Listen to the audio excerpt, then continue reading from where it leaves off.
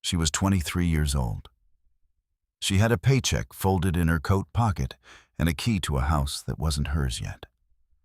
On the evening of November 14th, 1975, Ruth Ann Calloway locked up the dry goods store on Bellwether's only paved street, stepped into the cold, and was never seen alive again. That is not a story about a young woman who left town to start over somewhere better. That is a story about someone who was standing close enough to wave goodbye to her and waited almost 50 years to be named. It would take a retired detective who couldn't sleep, a cardboard box in a county basement, and a single sealed envelope nobody had thought to open, to finally bring that name into the light. But before any of that, we have to go back to that Friday in November. Because to understand what was taken, you first have to understand who Ruth Ann was. And the kind of place that believed, for almost half a century, that it already knew. Bellwether sat in a fold of hills in eastern Kentucky, a town of maybe 900 people where the road in was the road out. In 1975, it ran on coal money and tobacco, and the kind of trust that comes from everyone having known everyone since the cradle. The smell of wood smoke hung over the hollows by late afternoon, and the loudest thing most nights was the freight line that cut through the eastern edge of town. 2 long whistles before the crossing. People left their doors unlocked. They left their car keys in the visor. The general store still ran a tab in a ledger book, and the man behind the register knew your grandmother's maiden name. Ruth Ann had grown up 3 miles out, the second of 4 children on a hardscrabble farm her father worked until his back gave out. She was the steady one. The one who balanced the household money at 15, who walked the younger 2 to the school bus, who took the clerk's job at Hadley's Dry Goods the week she turned 18 and never missed a shift. Records from the store show she'd been promoted to key holder by 1973. A rare thing for a young woman then, and a measure of how much old man Hadley trusted her. She wore her hair in a single braid. She kept a paperback in her coat pocket and read it on her lunch break by the front window. And that autumn, for the first time, she had a plan that belonged only to her. She had been quietly saving for 2 years, and she had put money down on a small clapboard house at the end of Sycamore Lane. She was going to close on it in December. She was going to paint the kitchen yellow. She told her younger sister, Verna, about the yellow kitchen the morning of the 14th. They stood in the cold by the chicken run, breath fogging, and Ruth Ann laughed about how their mother would say yellow was a foolish color for a kitchen. That was the last time anyone in her family saw her whole. That evening, she worked the closing shift alone, as she did every Friday. The store ledger shows the last sale rang at 5:52 p.m. A box of nails and a spool of thread. By 6 o'clock, the sky was full dark. She counted the drawer. She set the deposit in the leather pouch she carried to the bank's night box every Friday night. A walk of 4 blocks. She turned off the lights, stepped out under the single street lamp, and pulled the door shut behind her. The lock clicked. A neighbor across the street, Mr. Pruitt, saw her standing there under the lamp. Adjusting her coat, he waved. She waved back. Then he went inside to his supper. And that wave was the last confirmed sighting of Ruth Ann Calloway.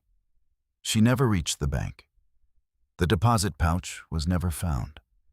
By 9 that night, her father drove into town looking for her and found nothing but her own car still parked behind the store, doors unlocked, her paperback face down on the passenger seat, the page held with a bent corner. The keys were in the visor. Nothing was disturbed. It was as if she had simply stepped out for a moment and meant to come right back. The county sheriff, a heavy-set man named Earl Stalker, who'd held the office for 20 years, came out the next morning. By then, half the town was already walking the railroad embankment and the creek line with flashlights. Stalker stood in the cold and decided almost at once what kind of case this was going to be. A young woman, unmarried, about to come into a little money and a house of her own. He'd seen it before, he told her father. Girls who got an idea in their heads and lit out for Lexington or Cincinnati to start fresh and let everybody worry themselves sick for nothing. Her father said Ruth Ann would never have left the deposit money. Stockers said that was exactly the kind of thing a girl took with her when she ran. Records from the original file, which a reporter later pried loose, show how little was done in those first crucial days. No statewide alert. No search of the rail yards beyond a walkthrough. The deposit pouch, cash that belonged to Hadley's store, was logged as possibly absconded with.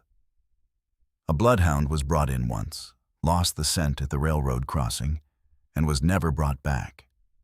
Within 3 weeks, the active investigation was effectively over. Ruth Ann Calloway was filed, officially, as a likely voluntary disappearance. Her family knew better, and they said so to anyone who would listen. Verna, just 19, took the bus to the county seat and sat outside Stocker's office for a full day until he agreed to see her. She brought the paperback from the car.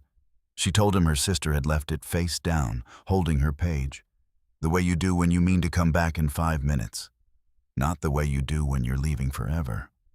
Stocker listened and wrote nothing down, and told her grief made people see signs that weren't there. There was one man, though, who didn't file it away.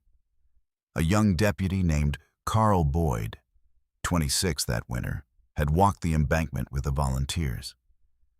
Boyd kept noticing the same thing Verna had: the unlocked car, the keys in the visor, the deposit pouch gone, but Ruth Ann's own small purse, with her own few dollars in it, still tucked under the seat. A girl running away takes her purse. A girl running away does not leave her own money and take only the store's. It didn't sit right with him. He typed up a 1-page memo, laying out the inconsistencies, and put it on Sheriff Stocker's desk. The memo, which would surface decades later, came back with 3 words written across the top in red pencil: "Let it lie." Boyd was young. He let it lie. The first real suspect surfaced almost by accident. A drifter who'd been doing day labor at the rail yard that November had a record up in Ohio. And when investigators finally got around to looking at him in the spring of '76, it seemed almost too clean. He'd left Bellwether the week after Ruth Ann vanished. He had no alibi anyone could find.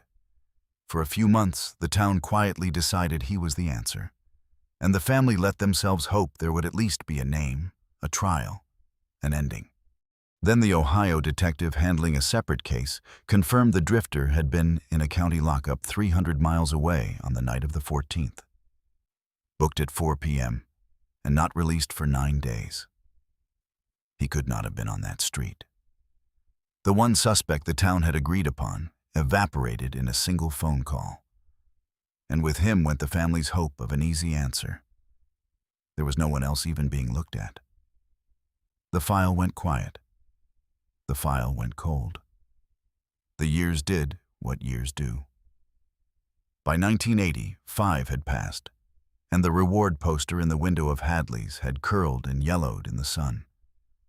But Old Man Hadley would not take it down, and neither would the son who took over the store when Hadley died. By 1985, the house on Sycamore Lane, the one with the kitchen Ruth Ann never got to paint, had been sold to another family and then sold again. The Calloway farm grew quiet as the parents aged. Ruth Ann's mother set a place for her at Thanksgiving every year out of a habit she could not break. And every year her husband gently moved the empty plate back to the cupboard after the others had gone to bed. Verna never moved away. She married a man from the next county, raised 2 children 3 miles from where her sister had grown up, and kept a manila folder of everything. The paperback, the curled reward poster Hadley's son finally gave her, her own handwritten notes from every conversation she'd ever had about the case. On the anniversary every November, She walked the 4 blocks from the old store to the bank, the walk Ruth Ann never finished, and she timed it. 11 minutes. For nearly 50 years, she could not understand how a person could vanish in an 11-minute walk down the only lit street in town, with neighbors behind every window, and leave no trace at all. And Carl Boyd carried his 3 red words too.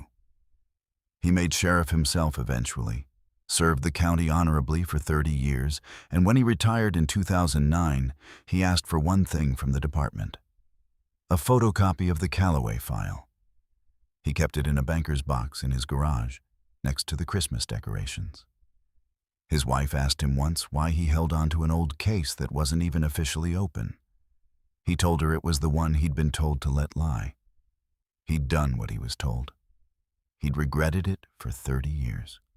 Every case we cover on this channel represents weeks of digging through records, court documents, and the accounts of the people who lived it, piecing back together real lives that deserved far better than to be forgotten. If you want us to keep doing this work, take a moment to like this video, subscribe, and tell us in the comments where in the world you're watching from. Your support is what keeps these stories alive. Now, let's get back to Ruth Ann.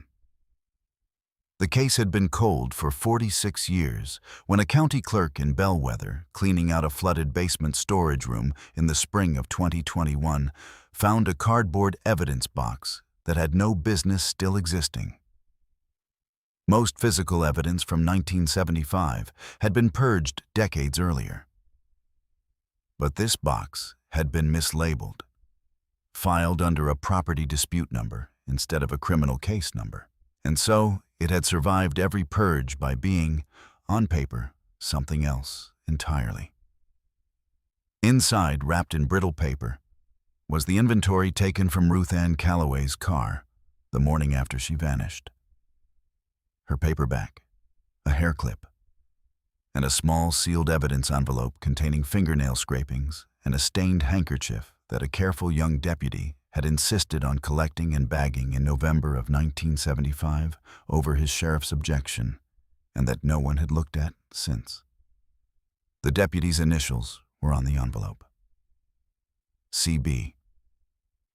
The clerk called the current sheriff, who called the state police, who called a retired man living 40 minutes away who he knew would want to know. Carl Boyd, now 72, drove to the county building that same afternoon. He stood in the hallway and held the envelope with his own initials on it, the evidence he'd fought to collect and been ordered to forget. And according to the people who were there, he had to sit down.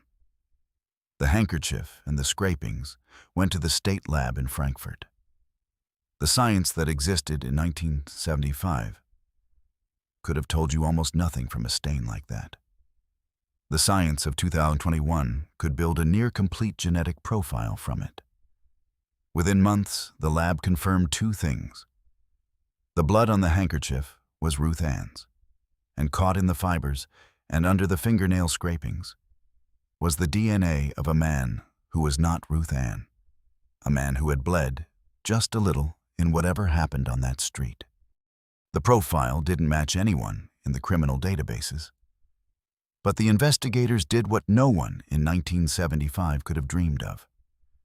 They uploaded the unknown man's profile to a genealogy database, the same kind of website where ordinary people search for their ancestors and long-lost cousins. And they began tracing his relatives down the branches of a family tree toward a single name. It took genetic genealogists most of a year. They built a tree of more than 400 people. And slowly, the branches narrowed and narrowed again, until they pointed at one family in Bellwether. And then at one man in that family who would have been 31 years old in November of 1975. A state analyst named Dana Reyes was the one who finally put the name on the screen. She would later say she read it 3 times before she understood what she was looking at, because it was not a stranger's name. It was a name that appeared in the original 1975 file. Not as a suspect, but as a witness. A man who had given a statement. A man who had, in fact, helped carry the search lanterns along the railroad embankment with the volunteers. She called Carl Boyd before she called anyone else. The line was quiet for a long moment. Then the old sheriff said the name back to her, slowly, as if testing whether it could possibly be true. The man was Delbert Pruitt. Pruitt was the neighbor. The man across the street from Hadley's Dry Goods. The man who had waved to Ruth Ann under the street lamp that night, and then told investigators that he'd gone inside to his supper and seen nothing more. He had been, for 46 years, the source of the last confirmed sighting of Ruth Ann Calloway. The town's timeline of her final minutes rested entirely on his word, and it had never once occurred to anyone to wonder why the last person to see her was also the person who got to decide what that last moment looked like. By every account, Delbert Pruitt was a pillar of bellwether. He'd run a small hauling business, served as a deacon at the Baptist church on the hill, coached the youth baseball team for years. He'd married late, raised a family, buried a wife, and grown old, respected, and unbothered 3 blocks from where Ruth Ann was last seen. When investigators began quietly pulling the threads of his life in 2022, the picture only sharpened. His hauling business had given him a reason to be out after dark with a truck. His property in 1975 had backed directly onto the railroad embankment, the exact place the bloodhound had lost the scent. And buried in an old county work log was a small, forgotten detail.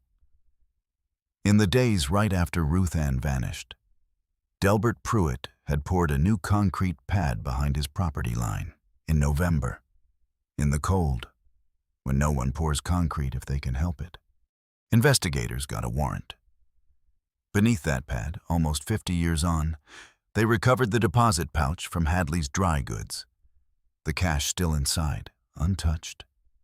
The one thing he could never spend without explaining where it came from.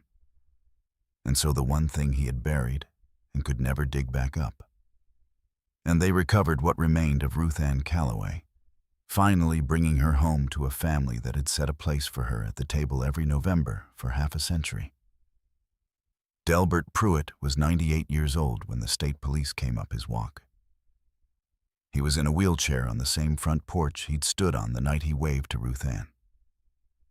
According to investigators present, he did not seem surprised. When they told him why they were there, he looked out at the street for a long while. Then he said only this: "I wondered if you'd ever come." The arrest of a near-century-old deacon, a man who had carried search lanterns for the girl he'd killed, broke over Bellwether like nothing in its history. People who had trusted him with their children, who had taken communion from his hands, who had grieved Ruth Ann beside him at the candlelight vigils he himself attended, could not reconcile the man they knew with the truth. Verna Calloway, now in her late 60s, learned the name from a state police detective who drove out to tell the family in person before it reached the news. She said later she did not cry at first. She said she simply asked the detective to say the name again, the way Carl Boyd had, because she had stood near that man at her sister's memorial service. He had told her, with his hand on her shoulder, that he was praying Ruth Ann would come home. Delbert Pruitt was charged with murder in the spring of 2023. He did not live to stand trial. He died in custody before the case reached a courtroom.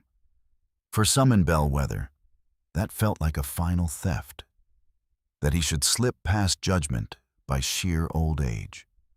But the county prosecutor said the thing the family needed said out loud, on the record, in front of every camera that came to that small town, that the evidence was conclusive, that Ruth Ann Calloway did not run away, that she was taken 4 blocks from safety by a man she had every reason to trust, and that the official record of Kentucky would forever name him as the one who did it. After 48 years, The file that read likely voluntary disappearance was closed under a different word: solved. Carl Boyd was there the day they laid Ruth Ann to rest in the churchyard, in the proper grave her family had waited a lifetime to give her. He was 80 by then. He brought the one-page memo he'd typed in 1975, the one that came back marked, "Let it lie." And after the service, he gave it to Verna. He told her he was sorry it had taken his whole career and most of his life. She told him he was the only one who ever wrote it down. Ruth Ann Calloway was 23 years old. She balanced her family's money at 15 and walked her brother and sister to the bus. She kept a paperback in her coat pocket and read it by the front window on her lunch break. She had saved for 2 years, in single dollars, to buy a small clapboard house at the end of Sycamore Lane. And she meant to paint the kitchen yellow because her mother thought yellow was a foolish color for a kitchen. She had a whole life that belonged to her by right. 11 minutes of ordinary walking between her and the rest of it. And it was taken from her under the one street lamp in a town where everyone believed they were safe, because everyone knew everyone's name. Maybe that was the cruelest part. In a place that trusted its own so completely, the danger was never the stranger at the rail yard. It was the familiar way from across the street. What stays with me is how close the truth sat the whole time. A sealed envelope with a careful deputy's initials, surviving by accident, holding the answer in a drawer for 46 years, while a family aged and grieved a few miles away. How many other cases sit like that right now, waiting not for some new miracle, but for someone to simply open the box? And what does it ask of a community to learn that the man who carried the lantern was the one who needed the dark? I'd like to know what you think. Was justice truly served when the man who took Ruth Ann died before he ever faced a jury? Or did the naming itself, after half a century, matter more than any sentence could? Of everything in this case, what unsettled you most? The 3 red words on that memo, or the new concrete poured in the November cold? And what do you make of a town that knew everyone and still missed the one person it should have feared? Tell me in the comments. Justice found Ruth Ann Calloway after 48 years, carried there by a sister who never stopped walking those 4 blocks, and a deputy who never stopped regretting that he did. Stories like hers are why this channel exists, because the truth, however late, has a way of finding the light, if someone refuses to let it lie. If you believe that too, subscribe, and you'll find more solved cases waiting in the description below. Thank you for being here.